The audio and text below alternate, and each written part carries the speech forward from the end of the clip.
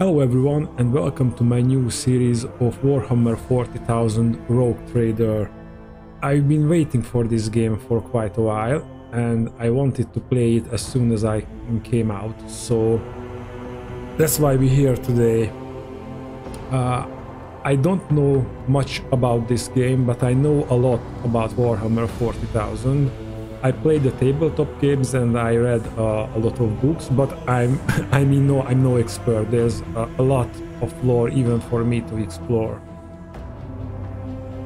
So also I wanted to play a game which has a rich story on the channel, and I think this will feel that.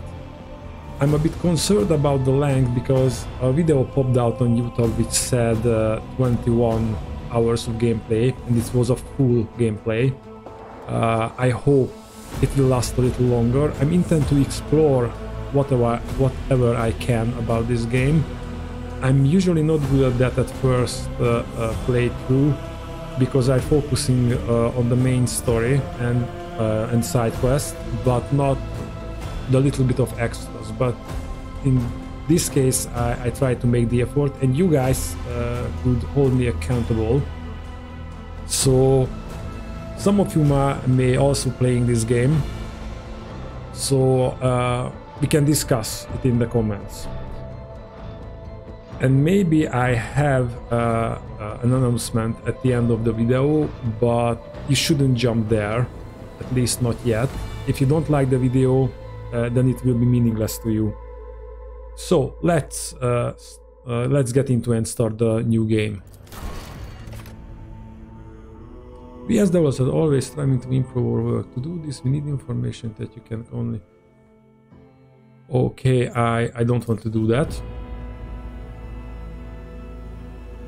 Main story. Take up the mantle of a rogue trader, the scions of an ancient dynasty of daring privateers that reign over their trade protectorate and explore the fringes of the known galaxy. Darkness looms over the bloodline of one Volanicus as it faces multiple threats from within its own ranks and without, as countless enemies seek to destroy the most daring and brave agents of humanity.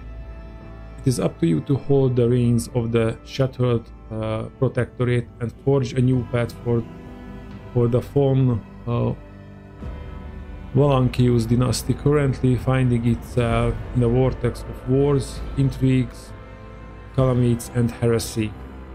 The stakes are high and rise even higher as you cross paths with terrifying power from ambitious adversaries in the darkness of the Cronus Expanse.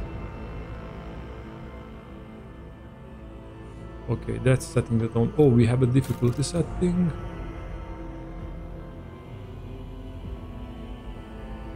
I think we will play this normal, or maybe a daring. Yes, not familiar. Okay, then we will go for the normal.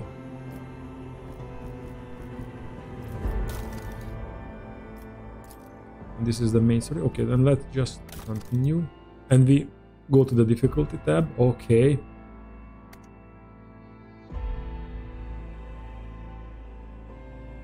There's a lot of things here. Maybe we should have read this. You can if you just pause it.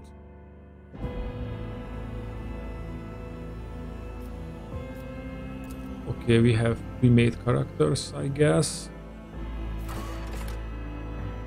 But we will do custom character. Create your very own rogue trader from scratch. This is the endless when it comes to customizing your character. Choosing their in-homeworld, gender, and background. You can also choose from a wide variety of abilities and skills such as combat skills, social and technical skills. These abilities and skills determine how your character interacts with the world and what kind of challenges they can overcome. Finally, you can choose your character's archetype. Each archetype path offers its own unique set of opportunities and challenges, so choose wisely. With all of these customization options at your fingertips, you can create a rogue trader that is truly one of a kind and embark on an adventure unlike any other in the world of Warhammer 40,000. Okay, we will create our custom character.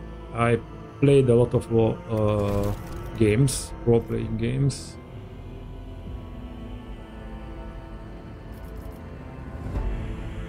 This is like an inquisitorial guy. Is there something guard related?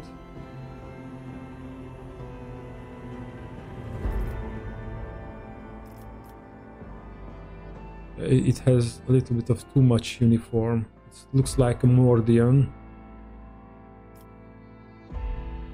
Yeah, that was the poster figure. This looks like commissars. But I think I like this guy. Or this portrait.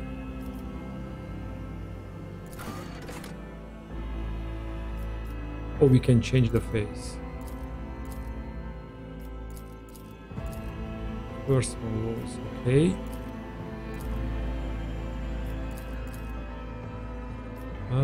Let's go to the skinny side. Skin tone is fine. Wow! That's a unique hairstyle.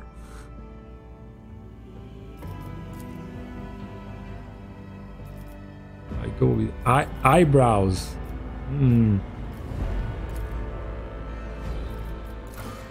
Tattoo.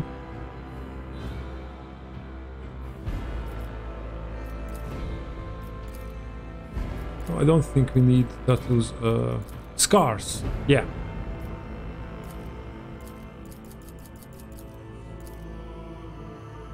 Let's do this with scars. Augmentations. I'm sad that it is only a display thingy. I hope there will be game effects as well with augmentation. Yeah, these are just cosmetics. I don't need augmentation. Excellence matters. Look upon the Emperor's faithful and tremble. Heretic male. Whispers, guide my hand. Watch this spectacle unfold. Okay, this is a seeker's voice. I think I will go with Engage the engines. I will go with the pragmatic, and we will have some fighter class. Let's move.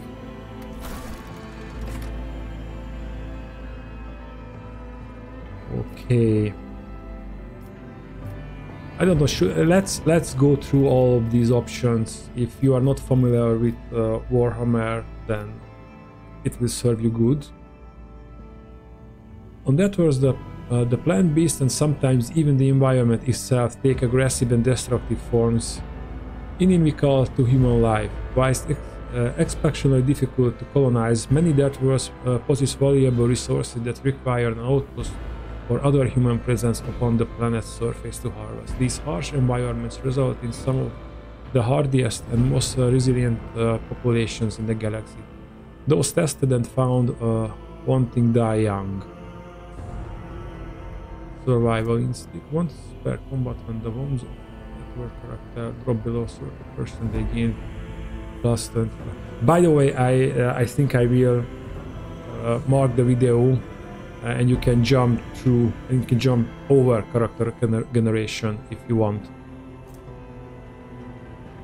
So below 30, they gain plus 20% to their maximum wounds as temporary wounds. Is this a system with... I think there was a Rogue Trader RPG, and I'm not familiar with that, but I'm familiar with Dark Heresy. And this is, if they implemented that system, that will be very, very, very good. I hope they use the only war with the aptitude system. That makes much more sense and gives players more freedom. Also get a bonus to dodge and armor while they have at least one temporary wound from any source. Brutal. That were characters in critical defense and establishment. bleeding effect. Okay. On the beast, everything increases. That works. Wow. Once per combat, the character is suffering from the stun. And this condition is ignored. Both characters gain 10% critical hit chance for axes, hammers, and lost weapons. Time of spell. That would this characters. What's that? Okay, that's the TGH bonus. Plus damage from flame, toxic damage, and bleeding effects. Okay, minus 5 intelligence. Okay, Voidborn.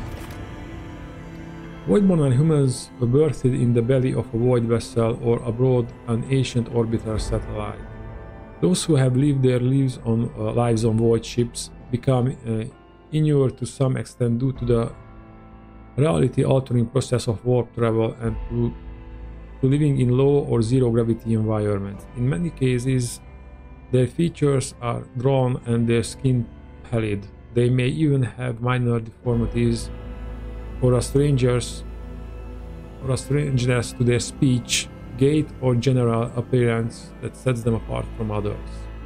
Fortune. Voidborn character can reroll any failed attack, dodge, parry, characteristic, or skill test with a 20% chance of success. This chance cannot be greater than the base success chance of the roll. Additional enemy dodge or parry against Voidborn characters have a 20% chance to fail after a successful roll. Okay. Bloody mess. They like Fallout, I think. Anytime a Voidborn character scores a critical hit, there's a 10% double the damage. And they also like Monty Python. Just a flesh wound. The Voidborn character has 20% chance to survive after suffering lethal damage, surviving with one round. Anytime an ability or talent uses the fellowship bonus, a Voidborn character can instead use the intelligence bonus if it's higher. Additionally, Voidborn characters can always upgrade intelligence even if their archetype does not allow it. Contagious Luck. Using a non-damaging ability on an ally grants that ally the ability to reroll any failed attack, dodge, parry, characteristic, or skill test with a 20% chance of success for one round. This chance cannot be greater than the base success chance of the hit roll. Using a non-damaging ability on an enemy grants them a 20% chance to fail success, dodge, or parry test against any in Jinx.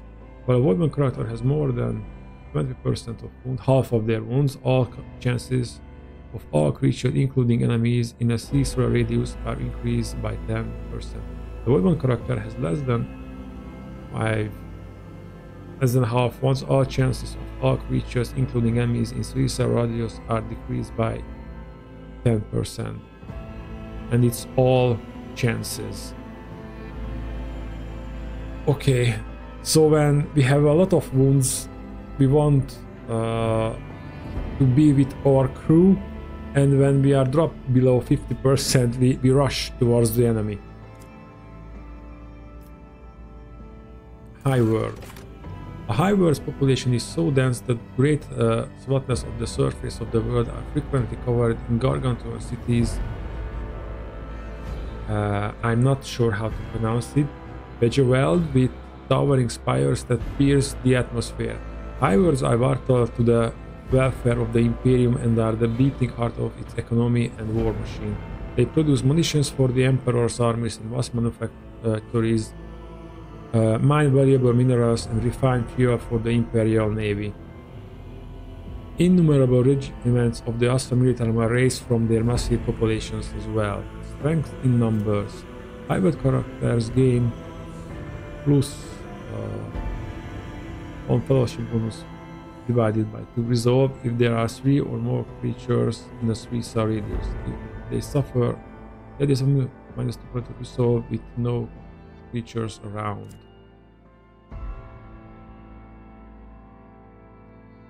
Commodore. High-world characters can pass willpower resistance test using their fellowship value instead if the character is higher. That's you. All ranged weapons dealing physical damage have +1 damage, 5% armor penetration, +1 rate of fire, and -5 to recoil. Fresh start. Hybrid characters gain a 50% bonus to dodge against the first attack of opportunity every round. Outnumber. If a hybrid character has melee superiority against the enemy, the effect is increased by +10. If the enemy has melee superiority against a hybrid character, the effect is decreased by -10. Melee superiority. In melee combat, any target surrounded by more allies than enemies receive a +10 to weapon skill bonus for each additional ally. Larger creatures need to be surrounded by more than 2 enemies to provide disadvantage to the attack.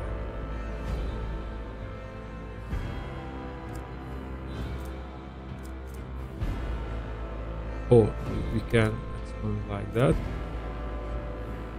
And the white means the button press. Okay, if a hybrid character starts their turn adjacent to an ally character, that hybrid character gains +2, I guess, movement points.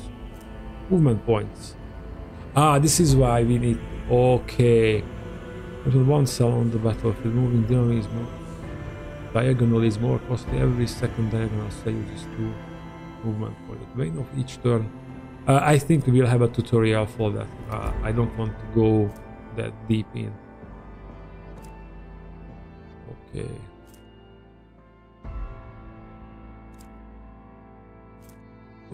I know these.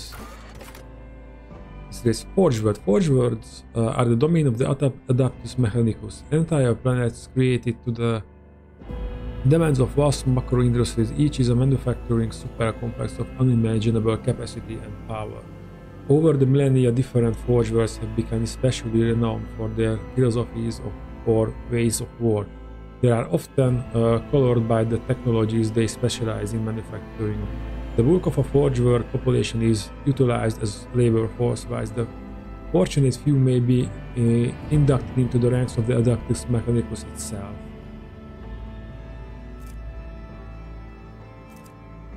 And there's no basic trait here or feature.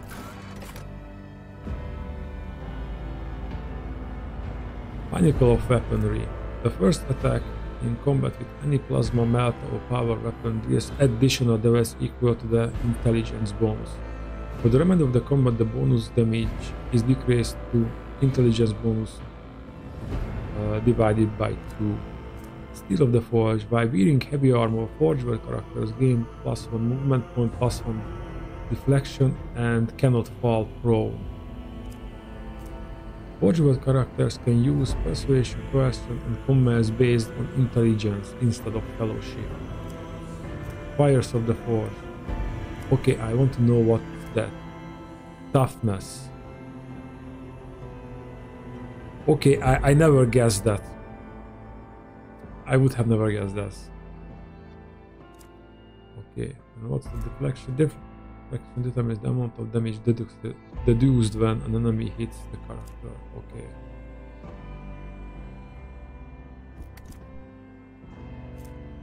Resistant. Forge World characters gain a stacking 10% bonus to hit chance and dodge reduction against any target they hit with a single target attack.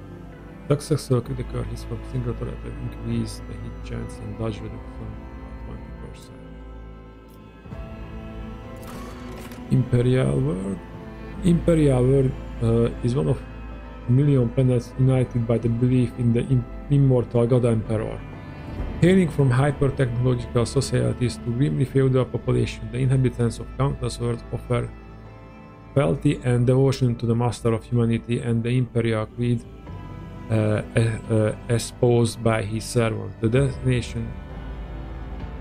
designation Imperial World encompasses a vast array of all dissimilar worlds that are nevertheless part of the Imperium.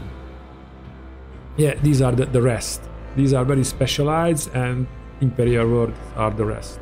Humanity's finest. Imperial World characters can select any characteristic except for weapon skill or ballistic skill and add a +10 bonus. It is the Dark Heresy system. Or maybe it's the Rogue Traders system because that was the first one. Ready to serve. When an Imperial World character is affected by an ally's non-damaging ability or affects an ally with such ability, their resolve is increased by fellowship bonus divided by 2 for 1 round. Doing my part. If no other character in the current party has the same archetype as this character, the first use of abilities from this archetype costs -1 AP less. Longer. All allies excluding Xenos in the current party gain +5 to the same characteristic as it was chosen for humanity's finest. Better die for the Emperor than live for yourself. While under 40% wounds, Imperial World characters gain a +10 bonus to all characteristics and +2 to resolve. What's resolve? Resolve influences how effectively and for long characters can fight in the battle. It determines the amount of momentum gained the beginning of each turn after killing an enemy. Okay, what's momentum? Momentum, your party members can use unique abilities called Heroic Acts and Desperate Measures. In battle, the level of momentum changes depending on the action of the characters. If the momentum gauge reaches 175 or more, any party member can use a Heroic Act. If momentum drops below 25, your party will gain the ability to use Desperate Measures, which has a number of negative effects. At the beginning of each combat, the momentum of the party starts at 100. The maximum momentum of the party is 200. The minimum is 0. Okay, I got that. No heresy. Imperial World characters gain +10% critical hit chance and +10 armor against Xenos or demonic creatures. Their allies gain half the bonuses of non-heresy. However, Imperial World characters, Lore Xenos and Lore Warp are always 0. And Fortress World. Fortress Worlds are planets where the entire population is immersed in warfare. They constantly train for the day that they may be called upon to defend the Imperium, a charge they solemnly uphold. Fortress Worlds are established as bulwark against the enemy. Every citizen is a soldier trained to fight from the moment they can handle a weapon. Never stop shooting. Each time a Fortress World character kills an enemy, they gain a +10 stacks of Never Stop Shooting. At the start of their turn, there is a stack of Never Stop Shooting % chance that the first attack this round will cost 0 AP and will not count towards the attack limit per round. This effect triggers all the stacks. All the stacks. Okay. So it lost when it's triggered. Combat Addict. Fortress World characters gain +7 to ballistic skill, perception, and willpower while in combat. Yet, when out of combat, their intelligence, fellowship, perception, and willpower decrease by 7. That's not a good thing. Because if this is a proper RPG, combat will be like the third of the game. A lot, and you can achieve a lot with talking. And don't forget that we are playing a rogue trader, so we don't have to fight every time. We can even talk to heretics and Xenos if we really need to. Familiar kickback. At the end of their turn, Fortress World characters gain stacks of Never Stop Shooting equal to half the minimal damage of the most damaging range weapon they use this round. Never Stop Believing. When all stacks of Never Stop Shooting should be lost, they become willpower divided by 2 number of stacks instead. Additional Fortress World character may upgrade their willpower characteristic if their current archetypes do not allow it. Hail of Steel. Each round, Fortress World characters gain a stacking 1% bonus to dodge against range attacks for each shot they made during this round. Also, the burst attack granting an additional +10 stacks of Never Stop Shooting. So this is the Never Stop Shooting is the main feature, and the talents can increase it. Spare Magazine. Fortress World characters first reload in combat costs 0 AP. Reloading a weapon grants an additional +10 stack of Never Stop Shooting. Okay, I don't think I would like to do a Fortress World character. No, I either a High World or a Forge World.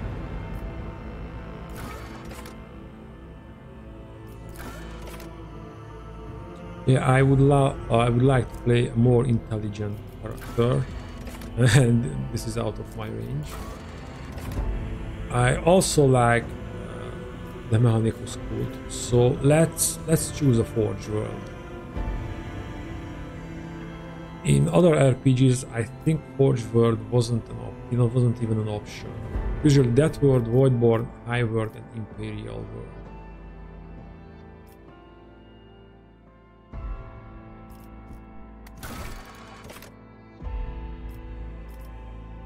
Forge World characters gain plus 10 in bonus for critical hit chance. Forge characters gain the little the better armor.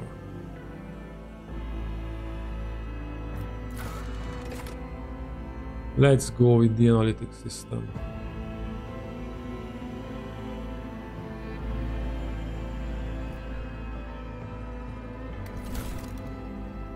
Origin.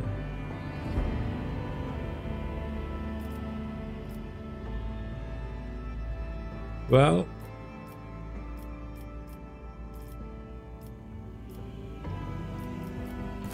I just run through the options here, and well, I was hoping something mechanics related will pop up, but let's read this. Oh, we have a lot of things here. Commissar, Crime Lord, Mystery Increase, maybe also.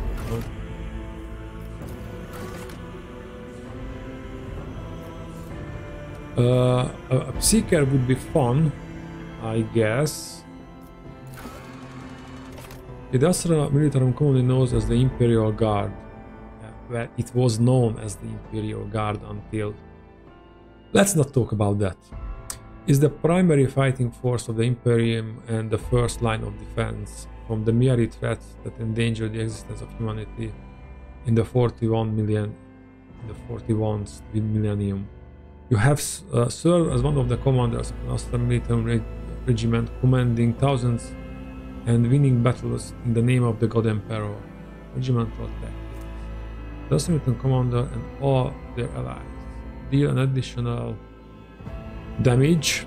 I don't want to read the formulas anymore, sorry. To enemies that are adjacent to the commander or their allies until the end of the commander's next turn. All of the commander allies also take no damage from their allies' attack. And it can only be used once per combat.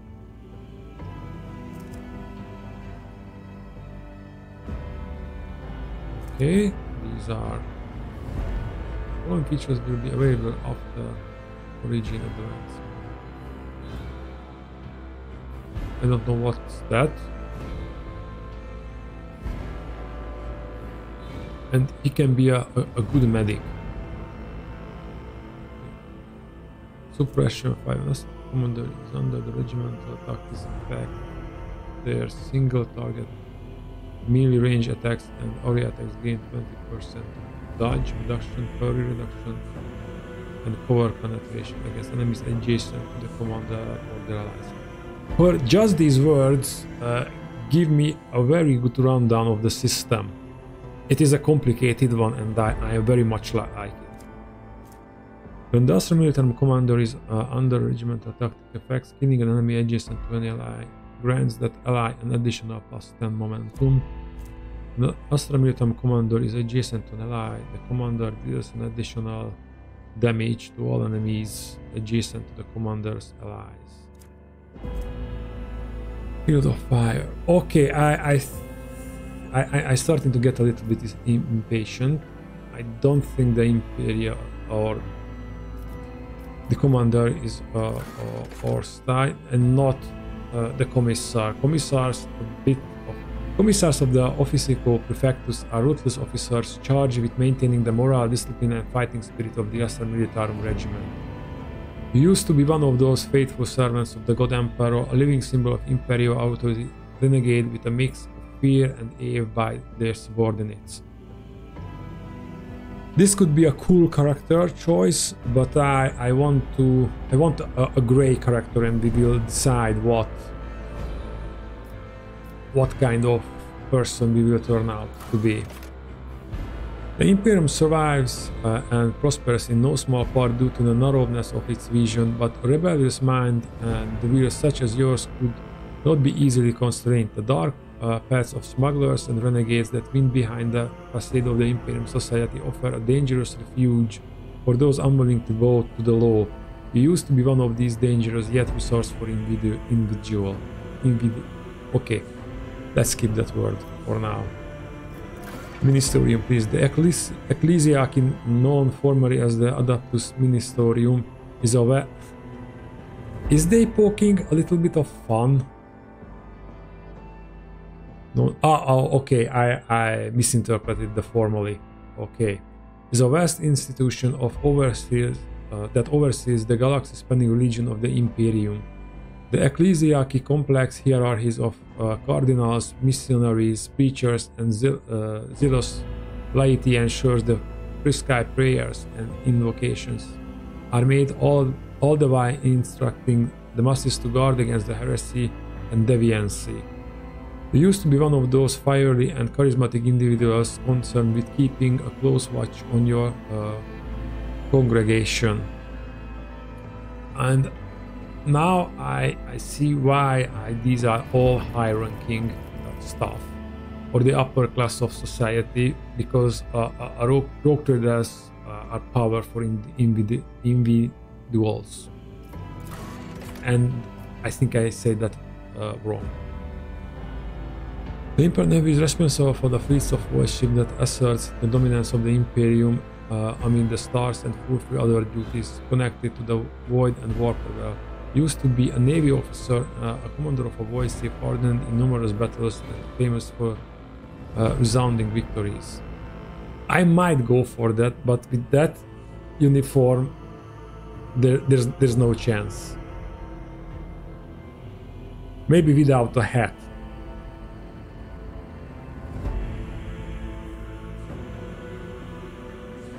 Oh, we have pictures here. Is this true for the... No, it's not true for the commander.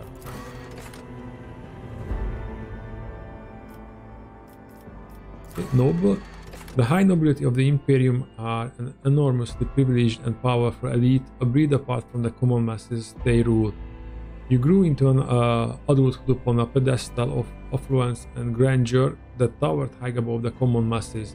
You expect their obedience and live upon the fruits of their toil. Surrender to your family's solemn fealty. You swear me. The noble assign one ally who will become their servant until the end of the combat. Anytime the noble abilities affect the servant gains +5 to all courtesy until the start of the noble's next turn.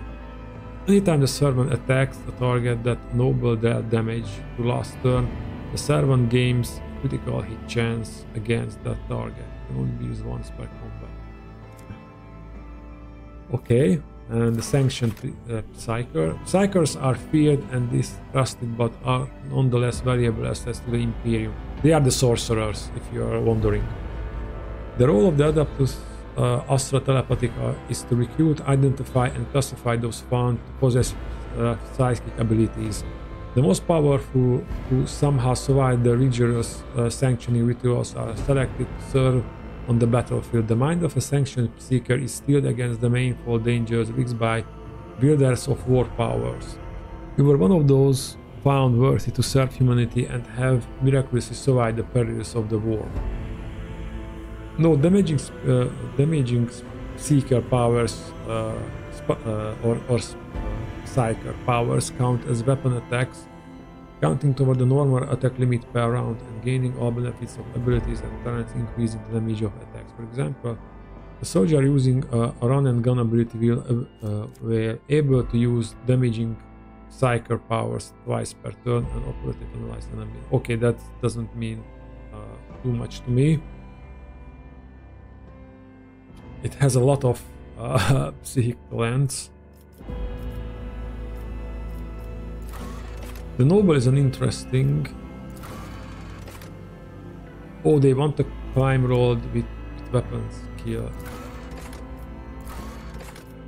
So they think of him as a close combat character. But logic, awareness, perception, I like those. Let's check the rest. At the start of combat, the Crime Lord gains intelligence bonus thanks to the Surefire plan effect. Activation of this ability consumes 1 stack and makes the next action stronger depending on the type of action. If the Crime Lord attacks, they deal more damage. The Crime Lord's move, they gain dodge and parry until the start of the next turn. The Crime Lord lose a non-damaging ability on an enemy. The enemy suffers penalty damage for that round. Can be used multiple times per turn. I like that. Killing plan. The bonus damage of Surefire plan is increased by bonus. Killing at least one enemy with an attack restores 1 stack of Surefire plan. An enemy affected by Surefire plan suffers the last plan. I think if we go to the names, we will call him Hannibal. Not after the warlord, the Carthaginian warlord, but after the A-team, because surely he loves when a plan comes together. Once per combat, the Crime Lord has at least 1 stack of Surefire plan. They do not die from lethal damage. Instead, they heal a maximum. Oh, that's a nice ability. The bonus to dodge and parry from Surefire plan are increased. Dodging or parrying at least 1 attack from contingency plan. At the start of turn, the Crime Lord has no stacks of Surefire plan. They gain 1 stack. Okay, I like this one. So we will do a Crime Lord. And I like the outfit the most. Triumph. You managed to corrupt the entire star system and turn into your personal den of thieves. Illustrious glory. You stripped an ecclesiastical cardinal of priceless treasures that had been kept, one of the most secure sanctions of the Darkness Ministerium. Tito, you prevailed in a bloody shadow war against the void pirates of your sector.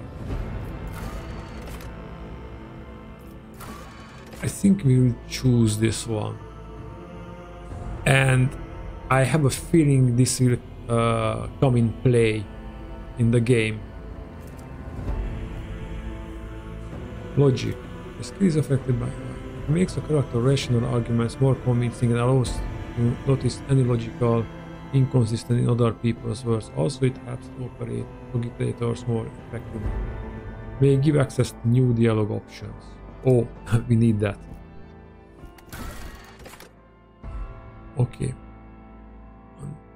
Grim Portents.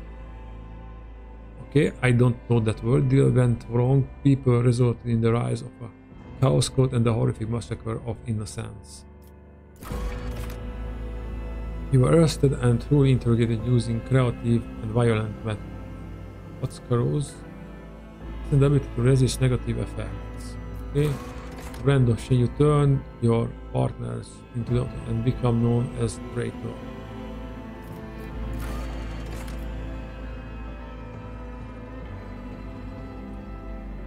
I think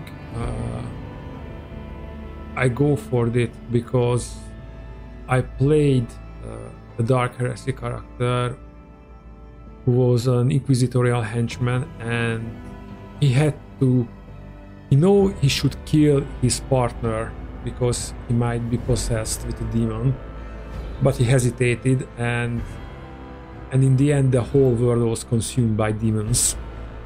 So this will be a fitting one.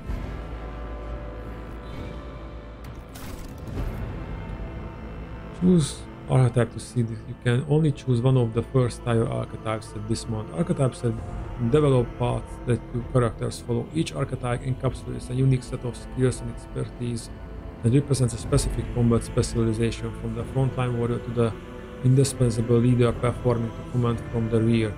Choose you want to be in the grimdark future of Warhammer 4000 Rogue Trader.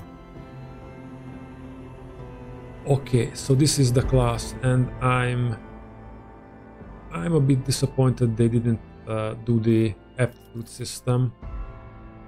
That would give the character more freedom, and for this they could use for the storytelling. But I think this will be also a good one. Warrior. Can we check what the warrior is?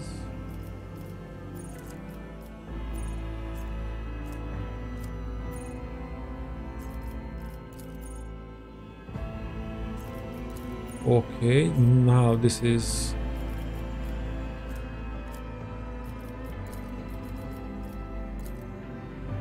just a selection, and that's the inspection. Warrior. Warriors are combatants boasting exceptional melee prowess, capable of dealing high damage in close quarters combat and withstanding heavy amounts of damage. They also excel at drawing enemies' attention from less defended allies. How about soldiers are master of all range weapons, quickly able to assume an advantage position from where they stand, ready to rain fire on the enemy. While well trained in high quality diverse range of arms, soldiers is practically proficient at blasting their targets with burst fire and area weapons. For movement and range attacks, cover and dodge burst fire area attacks. Run and gun. Attack plus 1. The soldier gains movement. Their next attack costs 1 AP less and does not count toward the attack limit per turn. Until the end of the turn, the soldier becomes winded. While winded, the soldier suffers -10 penalty to ballistic skill and cannot use run and gun. Rebel in slaughter. The soldier immediately removes the winded effect. Until the end of the combat, the soldier gains the following bonuses: +10 ballistic skill, critical damage bonus, agility bonus, critical hit chance. This ability becomes available after the soldier kills 3 enemies. The kill counter is not reset between rounds. Firearm Mastery. Once per combat, the soldier gains the ability to make a number of extra attacks. Okay, we don't go through. Okay, these are the skills. And what's the Bounty Hunter, Archmilitant, Master Tactician.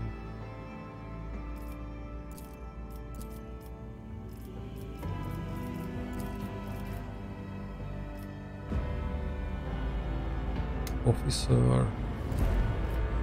Officer use their willpower and fellowship to improve the combat skills of their allies, turning them into even greater threats to the battlefield. And what's the operative? An operative uses intelligence and perception to find and exploit weaknesses in an enemy's defense. No one can withstand an attack from an operative. Or focus precise single attacks, defense penetration, and debuffs consistent firing position.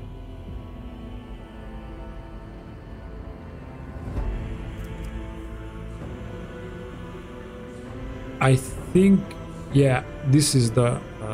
I wanted a soldier, but this is more like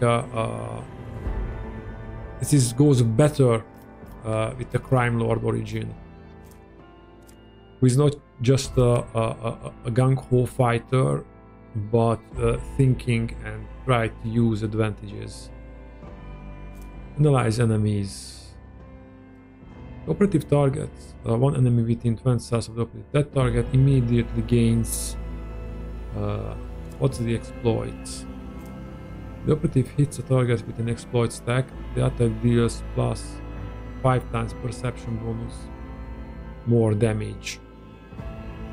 Okay, I like that. And we can do it every round. Okay. Dismantling attack. The operative immediately inflicts one exploit on all enemies in combat and makes a free attack against the target. That attack always hits. Oh wow. Until the end of combat, attack suffers 20% penalty to dodge or more. And one enemy creature within weapons range.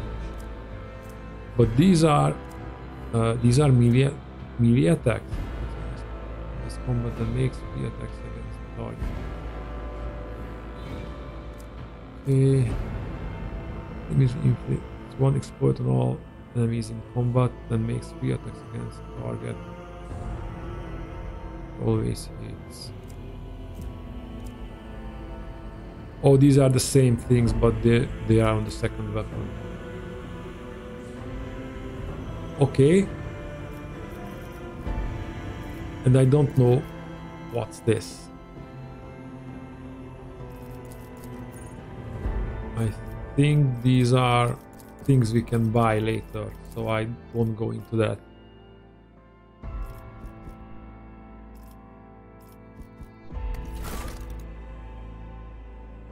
Okay, and now we can we have 30 points for our skills.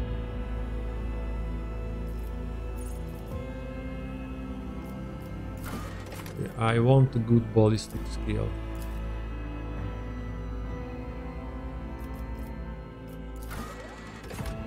Want to be agile, and I think we can use intelligence. Oh, we can see how are these raised. Okay.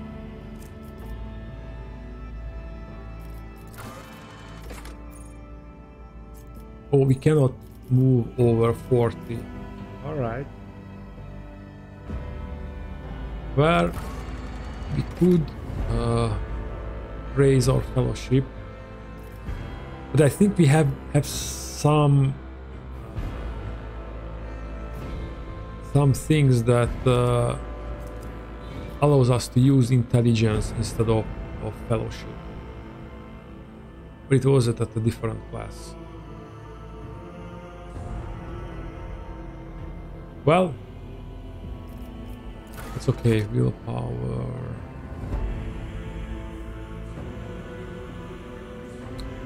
The ability to withstand the horrors of the terrors. Oh, we will see a lot of horrors. There's no doubt about that. Intelligence is max. Oh, we can go further with intelligence. Then we do that.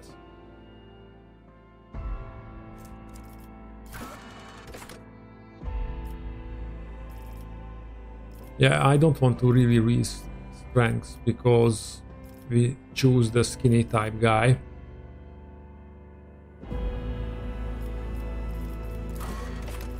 Okay.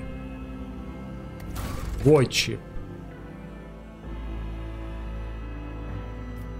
And we can rename. Let's generate a random name.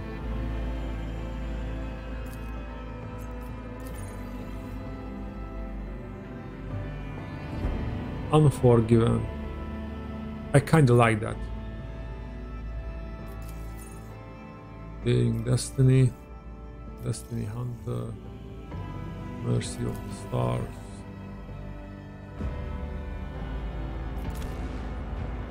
Let's go with Unforgiven.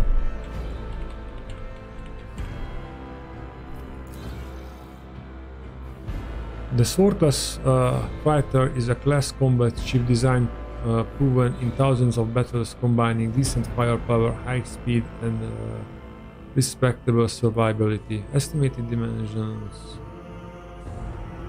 The Von Volanicus flagship is the mightiest void ship belonging to the Von Volanicus dynasty. Every system aboard this frigate has been tried and tested in innumerable engagements. Its weapons and turrets deliver hard-hitting volleys with pinpoint accuracy. Its plasma drivers are rugged yet reliable in extreme conditions. The flagship size and maneuverability are perfect for pursuing smaller, faster raiders. and for hunting the countless pirates, Xenos, and heretics in the Cronus Expanse. Numerous von Volanicus rogue traders have acknowledged the exceptional performance of this vessel, and with a few minor updates, the flagship has continued to faithfully serve the von Volanicus dynasty. I hope we can upgrade the ship as well. Okay.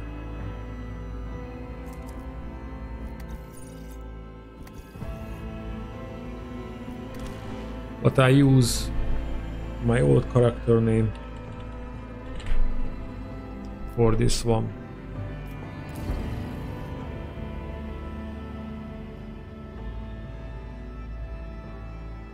Okay.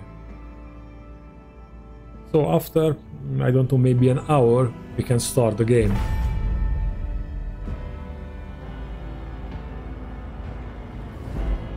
It offers a wide range of skills including medical, tech use, logic, and all lore skills.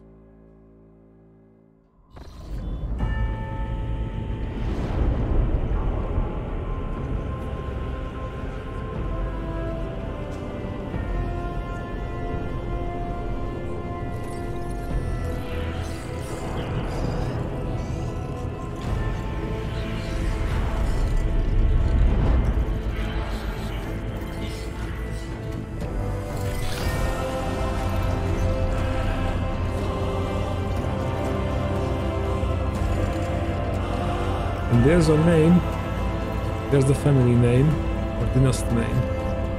I like that.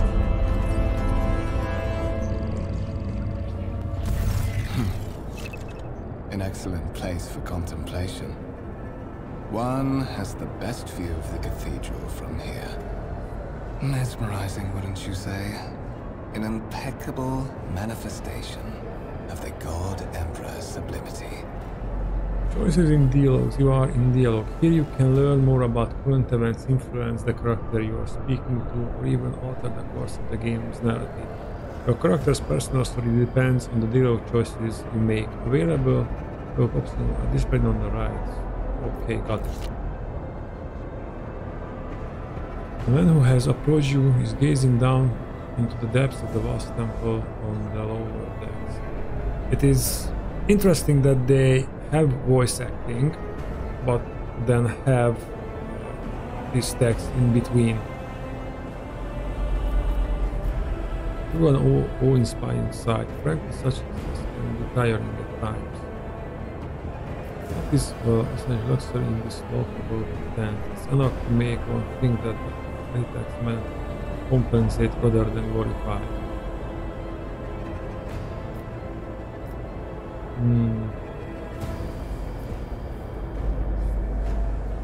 Have we met? Allow me to introduce myself. Conrad Voigtfair, Master of Whispers, in the employ of Her Ladyship rogue trader Theodora von Valencias. At your service. I haven't had the pleasure of speaking with you in person before. Octavie bows his head and focuses his attention on you. So it's Valacius.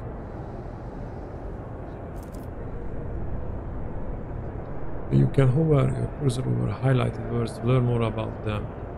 Tips appear can have better understand the word of the game or its mechanics. Words are highlighted when they first appear. The text scroll up the dialog box to see the desired and then get got it. I know what a rogue trader is. Subject of the implement a unique hereditary title. A rogue trader is tasked with exploring and exploiting the still uncharted regions of the galaxy for the benefit of mankind.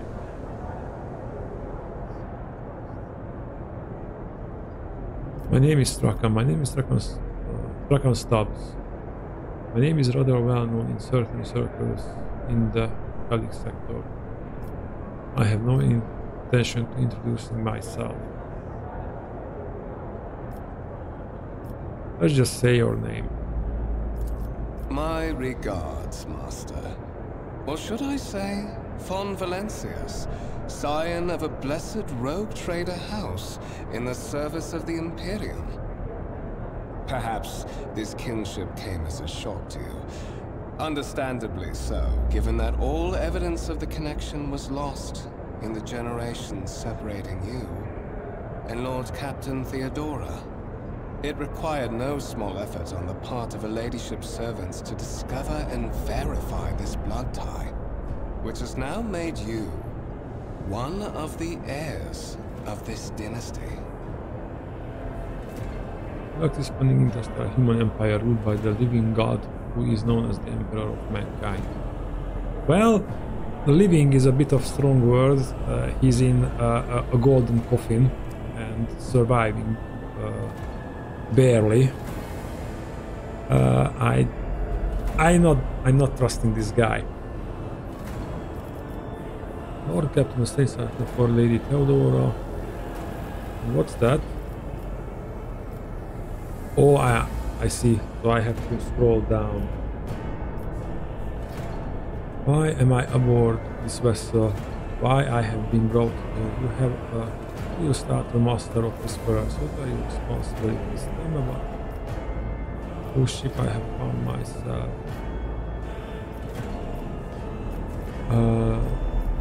I don't know what's the master of Whisperers. So you have a curious title, the master of Whisperers. What are your responsibilities? To put it plainly, I am the head of the network of spies and informers who serve the interests of House von Valencius. I uncover weak links both among Lady Theodora's retinue and in the ranks of her rivals. I eliminate our vulnerabilities and exploit those of others. These are the same things. I assume you had some goal in mind when you decided to seek me out. Let us address it. I think this will continue the conversation as well. You say I am one of the rogue traders' Heirs, so there's another candidate? There is. And you will meet him soon enough.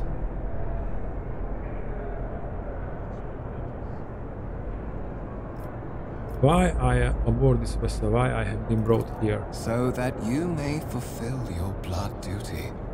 Whatever obligations you had before, they are henceforth null and void. By order of the Lord Captain, you have been requisitioned to serve the rogue trader, indeed blessed by the God Emperor. Your former position may have been different from conventional service as part of one of the institutions of the Imperium, but from now on, a different fate awaits you. One chosen for you by the Lord Captain. I advise you to come to terms with this reality as quickly as possible. I assume you had some goal in mind when you decided to seek me out. Let us address it. But of course, I have come to invite you to a meeting with Lady Theodora. I imagine you have many questions for your patroness, and I'm sure she has just as many questions for you. It is regrettable that you haven't yet had an opportunity to speak. It has been an arduous voyage thus far. The Lord Captain and Master Edelthrad von Valencius are conversing on the observation platform. Let us join them there. With the right of God, Predator of Valencius desires to press the meet. Okay. You move the camera using. Okay.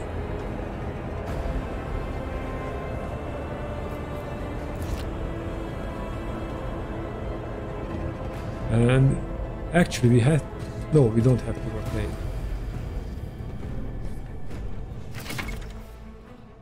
Interactable objects. Some objects in the game can be interacted with in a special way. They are marked with specific icons. Some icons allow you to study object, others will transfer the character to neighboring locations or launch a small event. These icons become visible when your character is standing close enough to the interactive object. Okay, so we have to run around a lot. Click left mouse button on the icon to perform the associated actions. Some interactive objects such as doors or chests are not always marked with icons, but the cursor changes when you hover over them. Hover your cursor over the object. If the cursor changes, the object is interactable. Hold tab to highlight objects your characters can interact with. Okay, that's the... Oh, okay. so we can speak with a lot of guys here.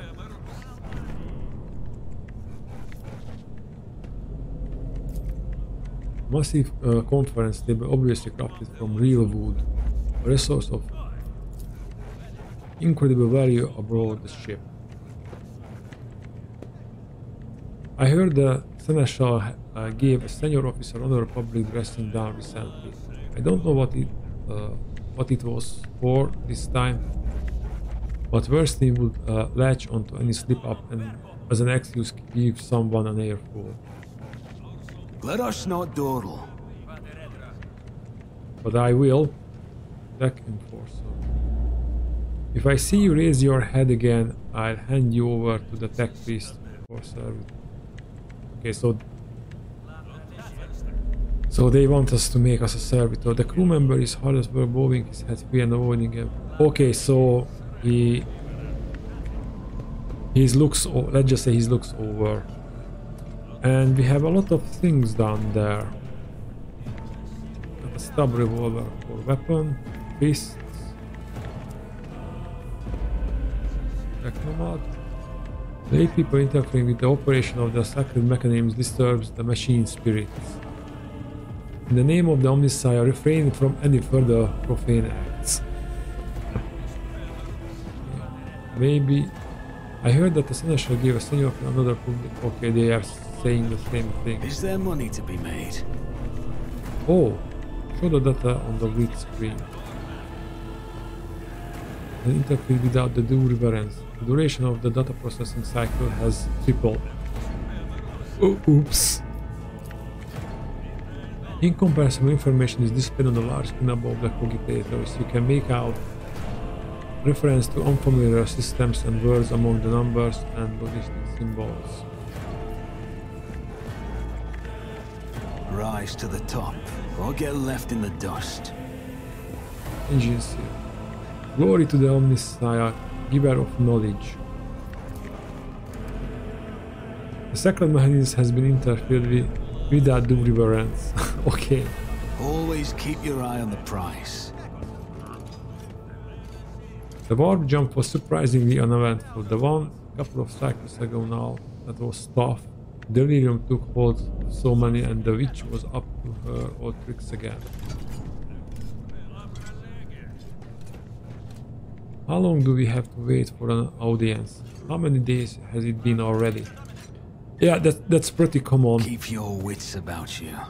I heard or I read in the Imperium bureaucracy is so slow that in high words, when you want to do something, you get in the line and maybe you stand in the line for generations. Let us not dawdle. Okay, let's move. By the way, where's the... We have a menu. Okay. Let's open the door.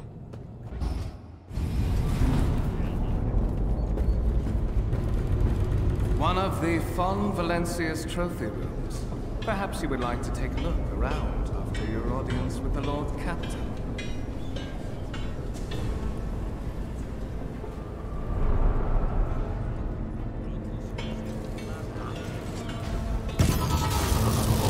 What's happening?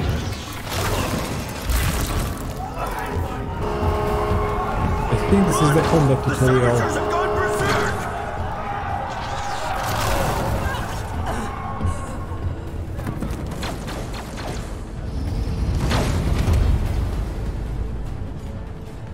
Challenges make the spoils that much sweeter. So in the darkness, okay.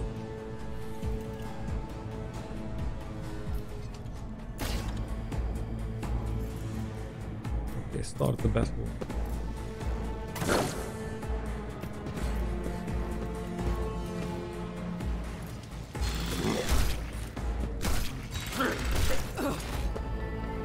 Okay, we will avoid. Movement in combat. All battles in the game are turn-based and take place on a grid. On their turn, a character can move, attack, and use their abilities. Select a cell between the highlighted area and double-click on the move character there. Okay, so we need to double click to move. Movement points determine how far a character can move of their turn. One movement corresponds to one cell on the battlefield. Moving there, it costs every second the original cell uses 2 movement points. At the beginning of each turn, movement points are restored to the maximum value. Note that once a character starts moving, this action can no longer be cancelled.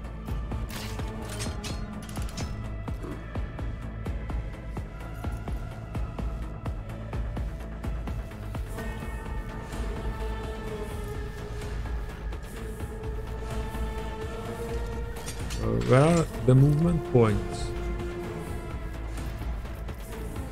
I can't see them. But it doesn't matter, it highlights the area where we can move. I don't think I have too much range on that pistol. Let's move a little bit closer. Okay. Action points. But where is this stuff? I can see. To make an attack and use abilities in combat, the character must spend actions points or AP. Their total are displayed on the panel at the bottom of the screen. Every attack or ability has a certain AP cost associated with the number of squares next to the icons. Attack actions or other abilities indicates the AP cost. At the start of each character's turn, the AP are restored to the maximum value. To attack first, click left mouse button on the single shot icon on the weapons panel at the bottom of the screen. Hover the cursor over an enemy, a tooltip will appear showing your chances of hitting that enemy and the possible damage you can deal on a successful hit. Click left mouse button on the enemy to fire. The amount of damage your characters deal depends on the parameters the weapon they are using.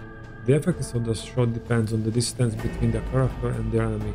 When you target the enemy with a single shot, you will see 2 areas denoting the weapon's efficiency and maximum firing range. Certain abilities in a game considered an attack action and can only be used once per turn unless affected by specific talents or other abilities a character might have.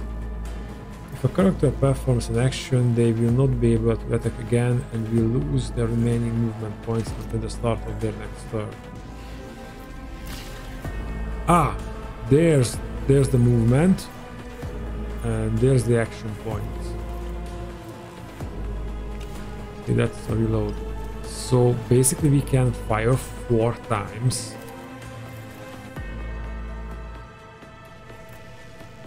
Who if not me? Other action and the turn. When you are ready to end your turn, press space or click the enter button. Okay. Oh, but we can use this only once. That's a shame.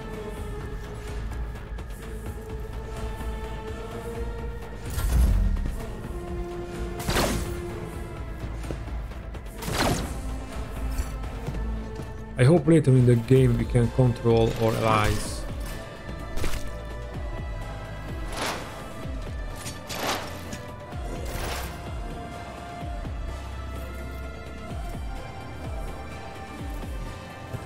The crime was being sponsored.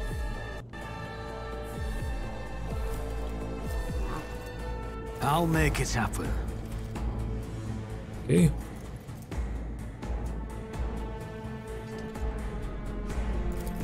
We can analyze this enemy. We might move a little bit away. We can't see. Can we somehow check? It's 85%, and if we would move there, can we check again? It's 50%. Okay, that's very useful. So let's move to a position where we have 85%.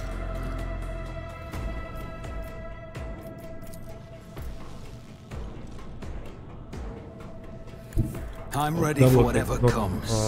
I was right clicking. On it.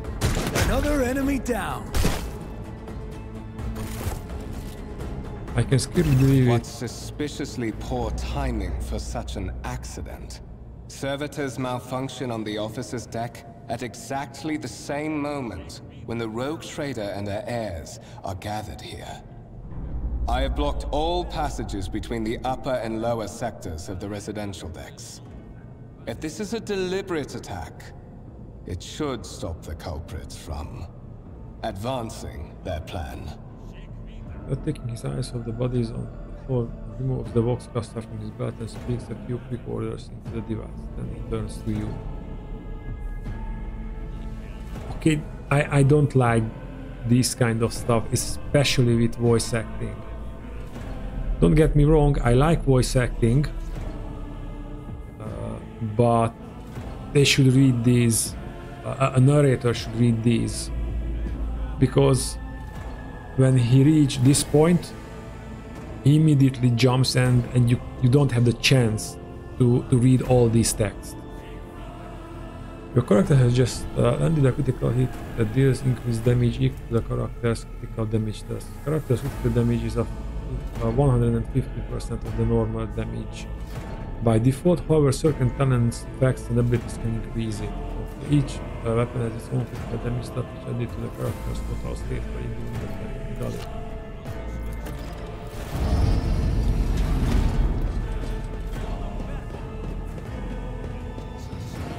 Spread out, no one is allowed to enter the premises.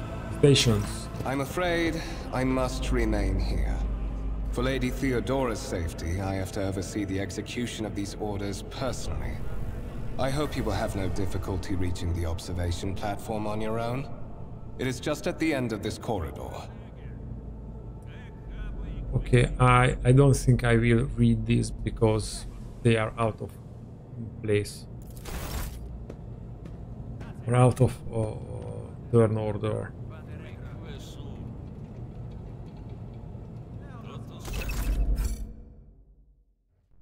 You can open the map using M to orient yourself. Or we have a map. Zoom in, send a command the rogue trader, zoom out. Enemy neutral creature. Okay, and this was the hole. Okay, so I think.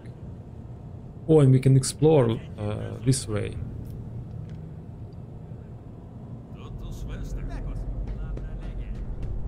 I'm wondering. Wow, he runs quickly. See, you raise your head again. Okay.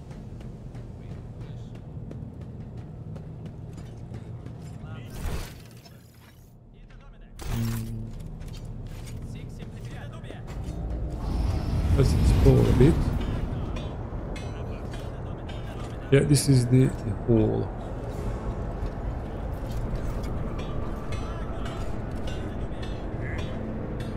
As you approach something in the servitor's body begins to form a deep response to your presence. After a couple of seconds, the noise subsides. The Grand Voiced Temple occupies the entire space below the officer's deck. It is lit by countless candles and lumens. Okay, however, I like that they did a little show and not just a text. I always have a backup plan.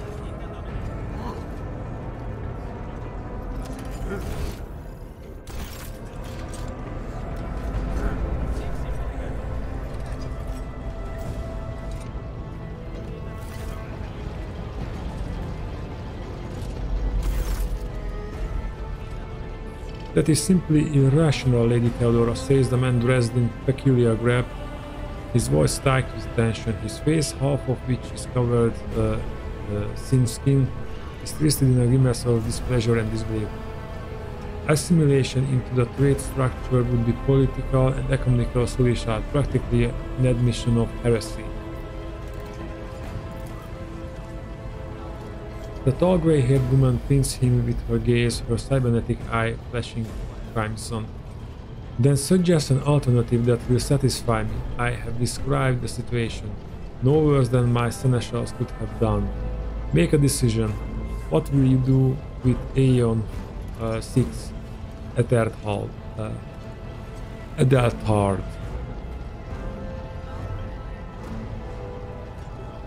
Let's listen in silence and let's see where this goes.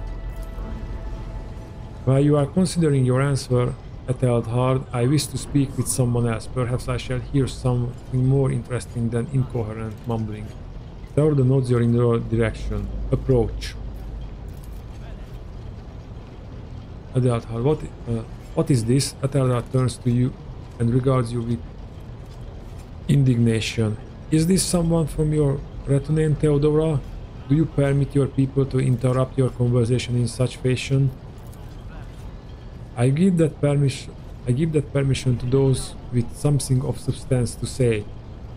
Let us see if it was worth it. Theodora tilts her head, her lips stretch into a cold smile. This is Strakan, the second candidate for the title of my successor. The rogue trader regards you with a look that imperious, predatory and oppressive. Step forward, Strakan. Your character skills reflect their knowledge and capabilities. Some dialogues automatically initiate passive skill tests. If such a test succeeds, new information will be revealed or a hidden dialogue option will unlock. If your character is traveling with allies, the party member with the highest score in the applicable skill is selected for each given passive skill test. That's good to know. Consider this hypothetical situation. Aeon 6. A new world on the fringes of the Chronos Expanse. High seismic activity, regular magma eruption, metamorphic rock deposits, prospects for large-scale mining. The world is populated by natives who worship some heretical underworld spirits that protect those who offer them sacrifices. Flights of fancy, you might say, but attempts to install ore extractors have failed for the second time. The mining crew sent to the planet's surface simply vanished overnight. My question is to you, what would you do with this poison treasure? Okay, those spirits could well be natives named for dangerous aliens. I would first verify if that is indeed the case and if the population of Aeon 6 engages in Xeno worship. There are ways to confirm whether what is happening on Aeon 6 is witchcraft or not. It might cost several seekers to do so, but it will give us the answer. If my particular life experience are any indication, some of the natives would eagerly betray their chieftains in exchange for quiet life serving on board my ship. I would then leave dealing with Aeon 6 to those who know it best. These reports of spirits certainly sound like evidence of heresy. However, I would put my interest first. No matter what means I would have to use, the riches of Aeon 6 would be mine. Aeon 6 must be purged. For the god of the Imperium, I shall exterminate the heretical beliefs and the otherworldly powers that rule the native state. I think we should go with some kind of knowledge.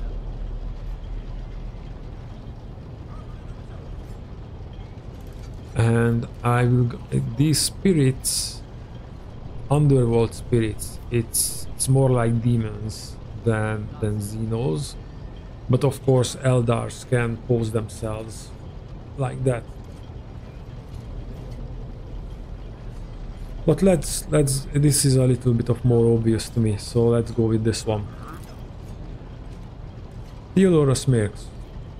Throughout, but presumptuous. It took me a great deal to find one psyker who could serve me well for many years, yet you speak of several.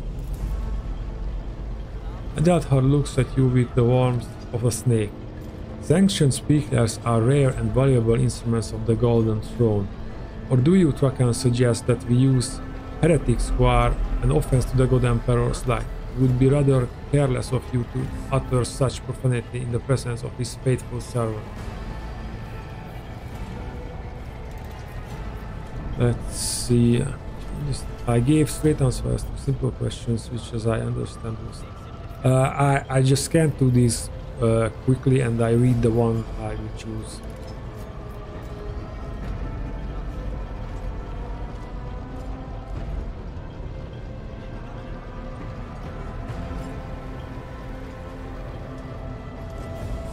I like this one. I gave straight answer to a simple question, which as I understand was still more than you could do at Erdal. I can't pronounce this name. The colors drains from Etheldar's face, which distorts his features further. Insolent, ignorant upstart, how dare you! Adalthar, Theodora Stone renders him silent. I believe I give you an assignment on this ship. Explain to me then why my Senor Congregator is still dawdling about the officer's decks instead of proceeding to the middle decks. Commence the inspection of the compartments in his purview. I beg your forgiveness, Lady Theodora. Your presence has such a profound effect on me that I well forgot the time. Adeldar bows ceremoniously and takes his leave without sparing you another look. Okay, this guy may be trouble for us later. Theodora's gaze follows him as he leaves, then she turns to you. So, Trakan, why are you here?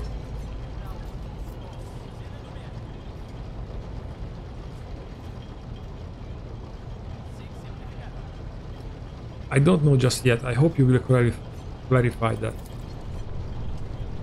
Theodora smiles early. Clarity, a luxury that few of us can afford. There is a reason why I did not explain all the details of the question I posed to you earlier. Beyond the borders of the Imperium, seldom is one granted an opportunity to enjoy information in abundance. This, however, is one such opportunity. My name is Theodora von Valacius Massimo of Scarus. I am a rogue trader in the service of the God Emperor of humanity, and my rights and freedoms are vindicated by most sacred relic, the warrant of trade kept aboard this very vessel. Mine is the honor to venture into the darkness beyond the Imperium and carry humanity's lights where powers wicked and heretical reign and both death and ruin to us all. It is my decision alone to determine the fate of whatever I find past the bounds of the explored void. Every world I discover, along with all there is to find, their own resources, people, riches, and mysteries, is mine by right. I command millions of lives, rule over numerous planets, and possess fortunes that no planetary governor or commander could dream of amassing. And you, Trakan, are one of those with the von Valacius blood in their veins and the rightful claim to this inheritance when the hour comes.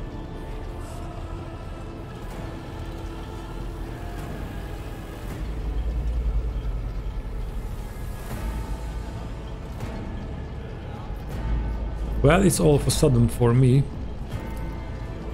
Perhaps. Yesterday you were just another servant of the Imperium, one of the faceless multitudes. Today, visitors in the von Valacius colors come to you without any explanation and escort you to a vessel that departs for the far-off promised expanse. But such is the nature of my position, Trakan. My claim on you is a sacred and non-negotiable. I require all those who possess even a drop of the von Valacius blood, no matter who they may be. It's a clever way to start the game. Blood right alone is not enough to earn the high honor of becoming the bearer of a warrant of trade. Nonetheless, your abilities and talents may yet prove useful, if not for the role of Lord Captain, then for that of their closest ally. Theodora sighs and looks away pensively for a brief moment. Alas, even those responsibilities can at times be too challenging for those who share your blood. Conrad Voidgrief served me for many years before he made his mistake.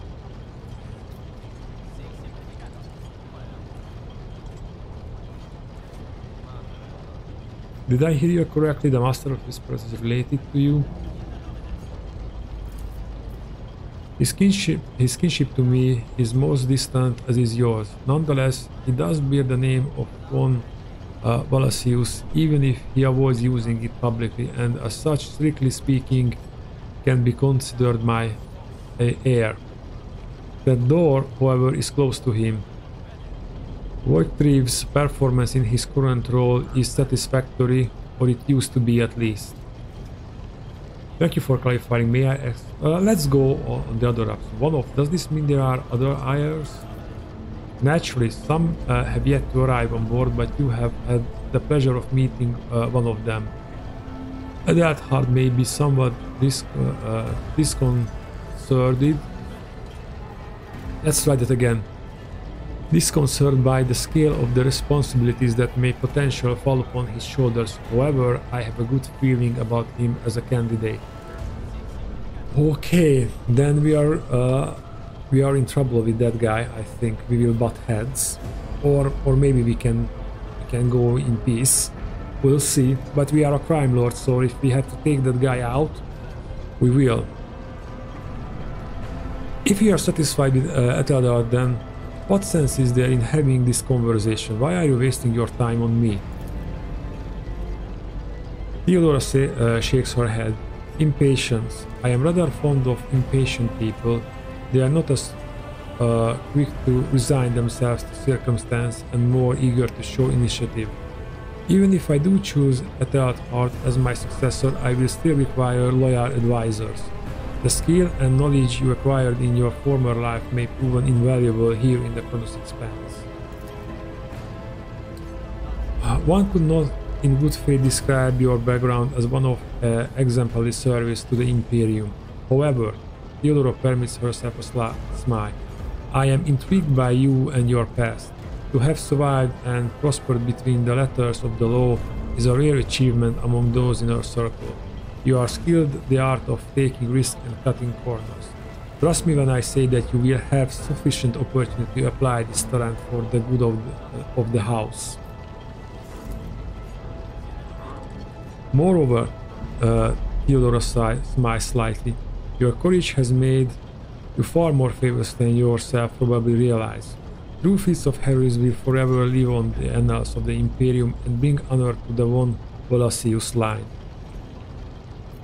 I already asked that.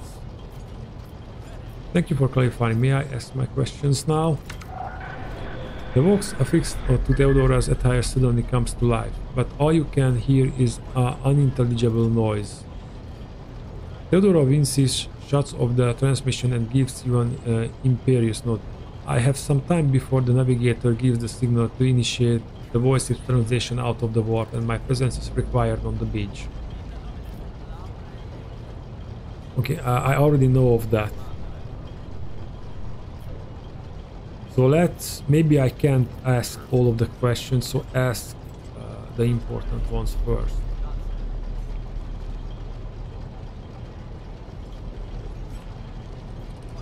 Where is your ship headed? The Ricard system of the domain of the rogue trader Winterscale, one of my peers and rivals. Only 3 rogue traders exist in the Chronos Expanse, and each of them possesses resources comparable to mine. Perhaps you will one day assist House von Valacius in suppressing both of them in affluence and splendor. I set the course for Ricard on the demand. Theodore grimaces. She gives you a stern look, then shrugs. For a very specific reason. Perhaps I shall yet apprise you for the purpose of this race, but now it's not the time. What are my current responsibilities? Observe, learn, absorb. It will take time for you to find your bearings about this vessel and in your new position. Eventually I will find a post that suits you as I did for Ethelhard. Until that time comes, consider yourself my aide. I would like the intelligence guy's job.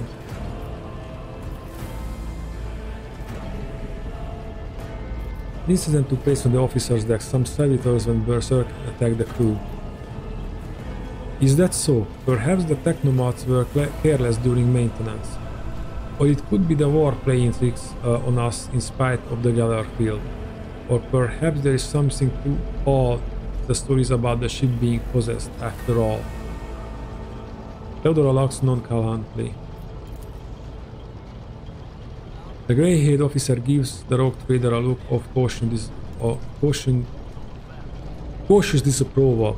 Lady Theodora, for the good Emperor's sake, surely you do not intend to start reaping idle rumors spreading about by uneducated riffraff. Enough, Abelard. Such heresy amuses me. Idira eagerly retells me everything she learns from the whispers of her unseen advisors. She turns to you.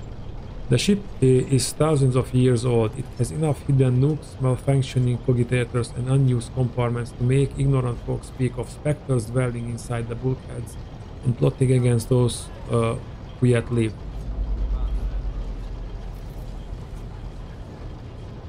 Navigator translation, what are these things that you speak of?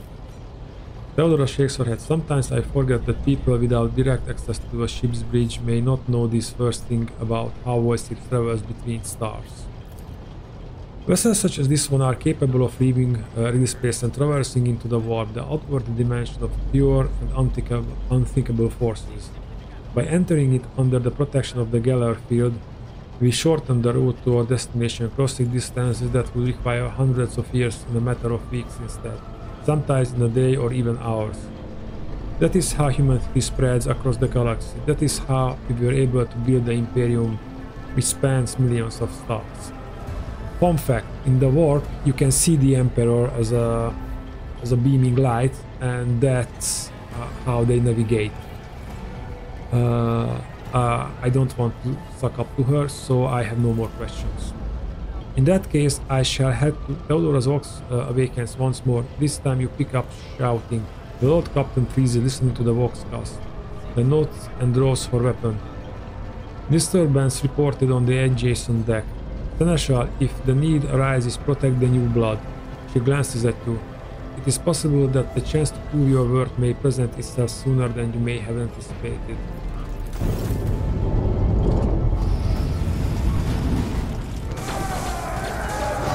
These are, looks like, heretics.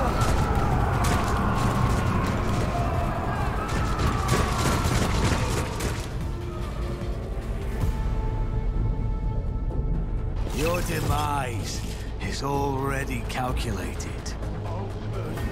All combatants act in turns and their order is determined by an initiative roll. The order of turns is displayed on the left side of the screen from bottom to top.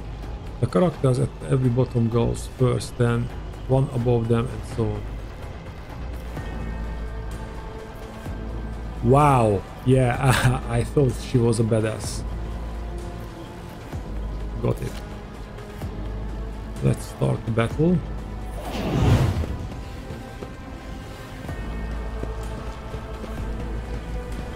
One fewer ton.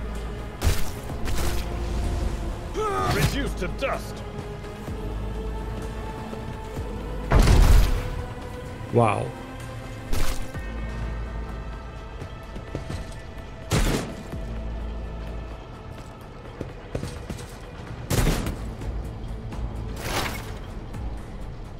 Use cover to avoid enemy attacks. Cover that a character can hide behind and mark a shield or a shield with skulls.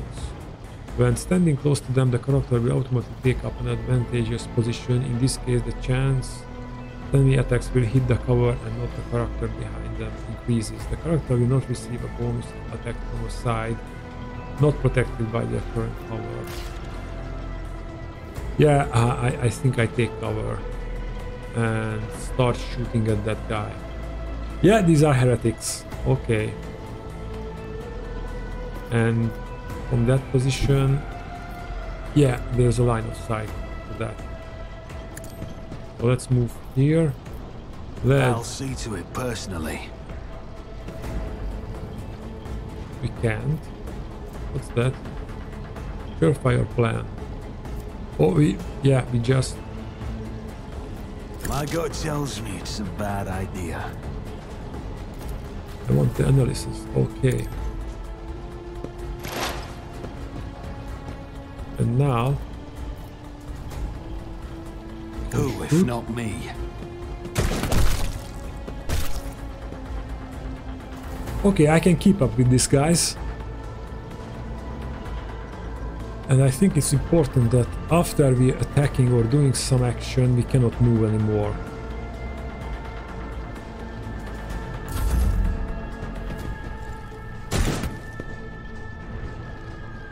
Okay, that's how dodge works.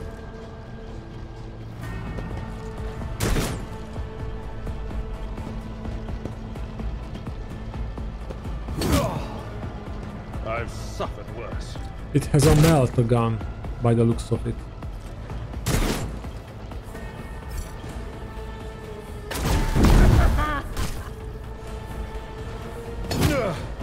My ears are ringing.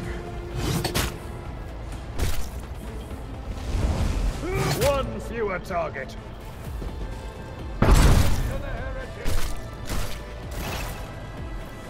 Your character has received a temporary positive effect from an ally. Such effects enhance your character's capabilities in combat in some way. To learn more about effects you have gained, hover your cursor over the effects icon in the character's portrait. Okay, where is that effect icon?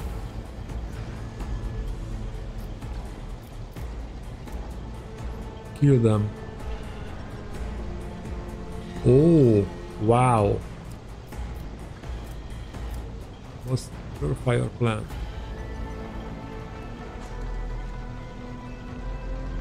Ah, and we can see the increase of the fire plan here. Okay.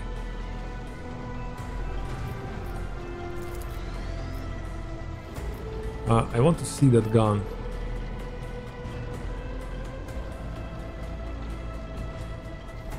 Yeah, it's a melt gun. But meltas usually fire in straight lines, or at least in other games. At least in Dawn of War, they fire like that. Okay, let's turn back to the previous position. Let's analyze this guy.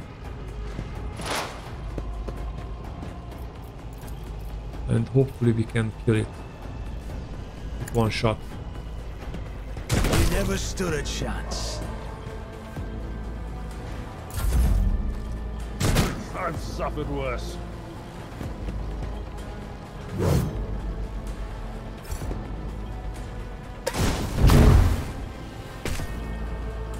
Reduced to dust.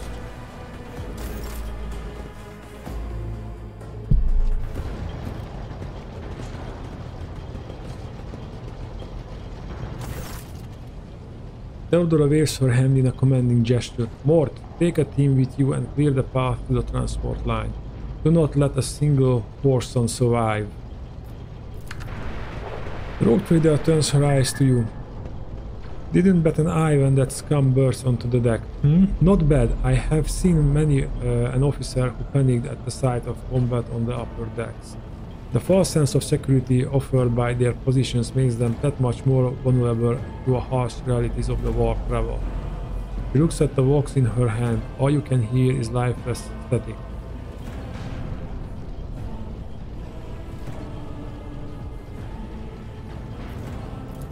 Oh, sorry, I haven't read it. The incident with the rampaging servitors may be connected to what is transpiring now. Possibly, quite likely. Theodora winces and flicks the switch on her box a few times. We will investigate at a later time. Right now we need to isolate the affected compartments and try to assess the situation. What are your orders? She breaks an eye contact with you. Mort has gone on ahead to clear a path for us. If you want to make yourself useful, go after him and see if the arch-militant requires aid. And be quick about it.